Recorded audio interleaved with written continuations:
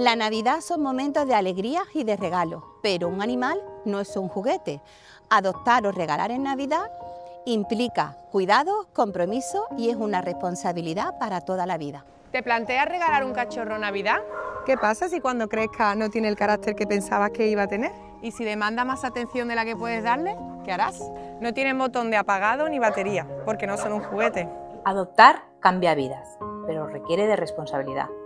Son parte de tu familia que necesitan amor, cuidados y tiempo. No lo abandones en una colonia felina, allí sufre y puede no sobrevivir. Adopta con amor, adopta con conciencia.